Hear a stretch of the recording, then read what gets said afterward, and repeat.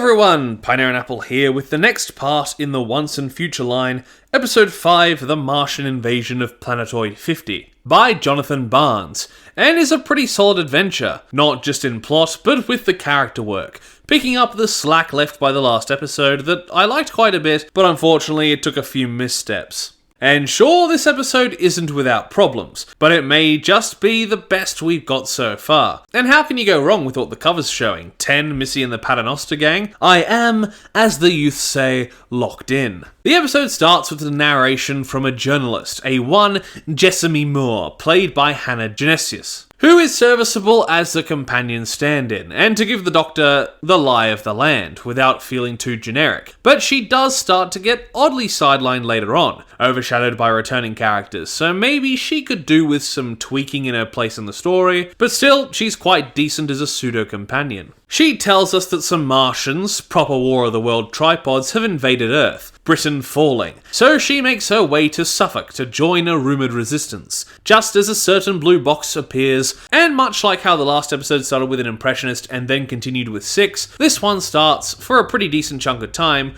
with Stephen Noonan playing the First Doctor, before we get to David Tennant. This works decently, and considering the impressionists don't get their own stories, it's a nice way to give one some more screen time. His appearance leads us into the title theme, and something clever I'm not sure I've brought up in these reviews is that each story matches its theme tune to the main incarnation featured, and I'll always love hearing the 9/10 theme on these audios. Guess since it was probably the one I heard the most watching as a child, it hits the nostalgia button just right. Jessamy has a lot of questions for one, and while she isn't amazingly in-depth, she does have an interesting personality to work off of the Doctor with, struggling to come to terms with the Doctor's eccentricities, but also expositing to him the place and state of affairs. One isn't too convinced the Martians are from Mars, and is doubtful they're even on Earth, as he meant to land on the titular Planetoid 50 of the Carpalian system, to which Jessamy responds as if he was senile. One is very loud with his doubts, and we cut to Missy, with Jenny under her control, played respectively by Michelle Gomez and Katrin Stewart. Michelle Gomez is as fantastic as ever when it comes to playing Missy, and as, spoiler alert, the Master is in a similar degenerative state as the Doctor is, it's interesting for this Missy to be a sort of amalgam of her early and later life, cruel and insane, but also very willing to work with the Doctor, and a want to, in her own way, do the right thing. A concept that will come to the forefront next episode, but here it works very well. Then there's Jenny. If you've seen the Paternoster gang in the show, or listened to their own audio stories, these three actors are continuously good in the roles, and while Jenny gets less to do than Vastra, and doesn't have as vocal a character as Strax, she's serviceable all around. Which I guess is kind of a nice play on words considering what Missy has her doing. But Jenny really shines in her interactions with Vastra post-mind control, and while she plays hypnotised thrall well, it's not a very interesting performance, is it? Missy gets to chew the scenery a bit, just the start of her great scenes, and now that the Doctor is here, Missy sends a Martian his way. Jessamy gives us some more exposition, made less generic with its poetic writing,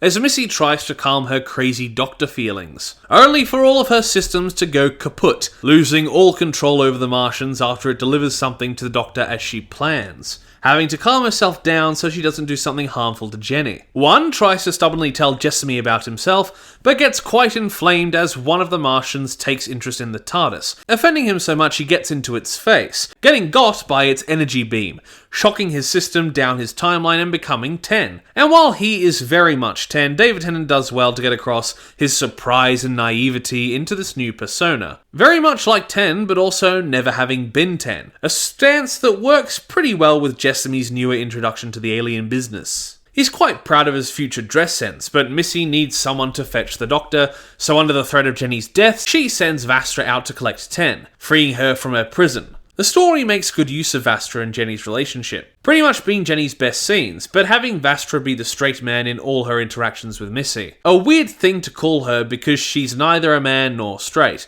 but it makes them quite entertaining to hear together. Ted astutely points out that the tripods aren't real Martians, but adaptations from A War of the Worlds by his good friend Herbert, better known as H.G. Wells. Ten is still exploring himself, while Missy and Vastra get some good interaction as she continues to threaten Jenny with a TCE and sends Vastra on her way. Jessamy and Ten continue their voyage, coming across a suspicious road, Ten failing to speed up their journey. Yeah, speaking of books, we can't keep stopping for you to scribble in yours. But I should record these events in my journal. There's no time to blog. Put it away. We need to get our skates on. Skates? Yeah, figuratively, skating, you know. They think they're being followed, but an attack sends Jessamy through the ground into a coal cellar, only to be met by Strax, the last of the Paternoster gang, played by Dan Starkey. Once again, pretty good in the story. What are you? Are you from Mars? How dare you? Martians hide themselves in battle armor and constantly spout empty-headed notions of duty and honor. I am from Sontar. And pray, what are the people of Sontar like?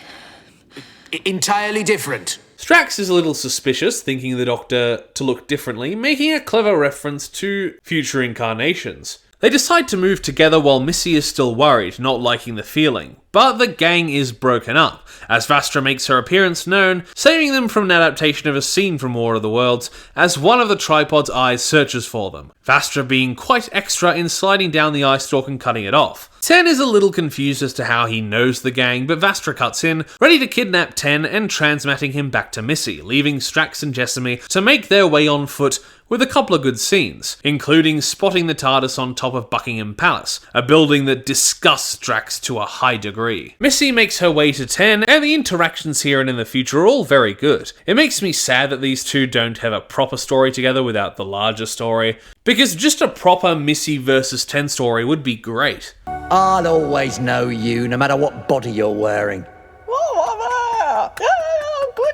Goody. Okay, all right. Well, you should have a word with a few of your other selves, but I am pleased. I'm not interested in your happiness. I know, but we'll work it out, dear heart. There's always couples counselling. Pop to Vienna, give Freud a field day. We can even take a ride on the big wheel, yeah? You're insane.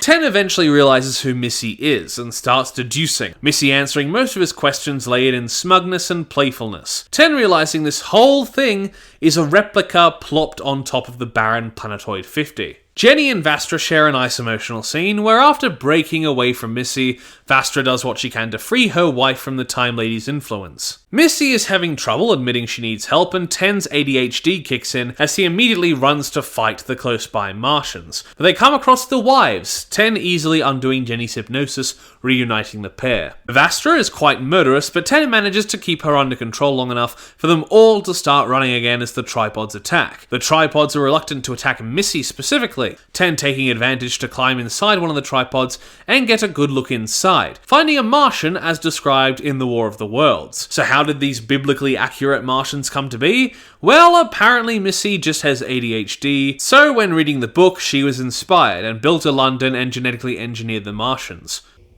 Well, you know, they are what they are. You know, they are their own special creation.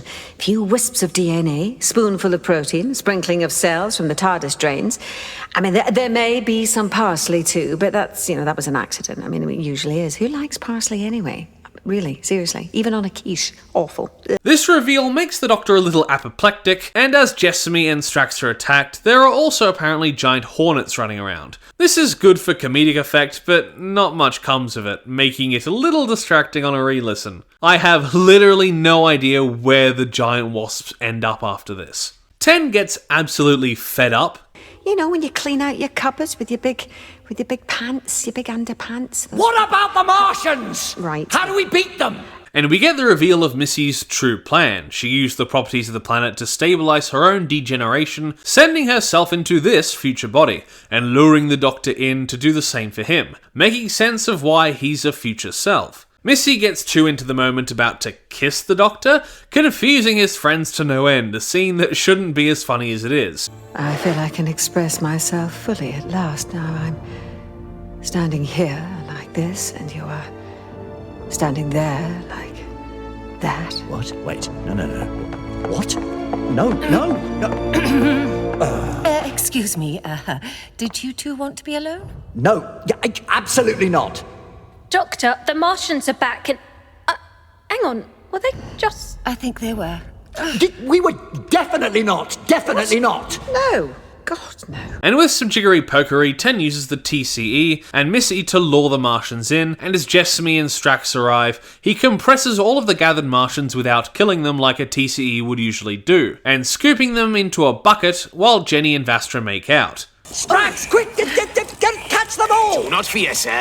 I have a bucket. Missy takes the moment to escape back to her TARDIS. The final scene between them is good. Missy about to degenerate again, afraid as some of her incarnations are cruel or crispy. She gives hints for the overarching story, sending him to find the Union, and telling him to take a handful of dirt, it being a similar material to what was used in the degeneration weapon. And with that, she toddles off. We have 3 important scenes afterwards. The Doctor saying goodbye to Jessamy, which is quite nice, Ten having tea with the Paternoster gang, and him dropping the Martians on their home planet as 3 years before the real Martians come to power, ending the story on a hopeful note, with him going to find the Union. So that was the Martian invasion of Planetoid 50. My favourite story so far in this series. Missy and Ten are stars here, all their interactions are great, no matter if written emotionally, comedically, or dramatically. And I really want to see more. The story was as simple as it needed to be, incorporating the overarching narrative to its own story well, but as a whole, I'm not particularly sure how well it fits as one part of 8, but it doesn't detract from the story as a whole. The Paternoster gang were all pretty good. They probably could have done with a little more time together, but the way they are introduced fit well. They didn't overstay their welcome and didn't really have even these little complaints about their parts in the story until my 3rd listen. Jessamy was a fine pseudo-companion, going along well, but also having a good personality to work off of the other cast with. I wouldn't object to her coming back in a future story somewhere. And the way this story wove parts and inspiration from H.G. Wells' War of the Worlds was very clever, when it could have felt like quite tacky window dressing. So I'll give Once and Future, Episode 5, The Martian Invasion of Planetoid 50 by Jonathan Barnes,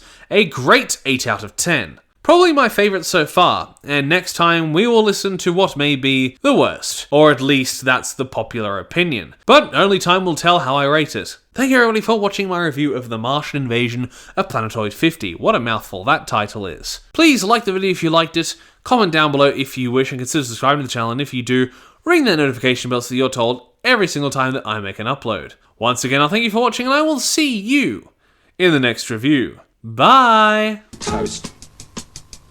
A little piece of toast, because there's so much to choose from. There's brown bread, white bread, all sorts of wholemeal bread. It comes in funny packages with writing on the side.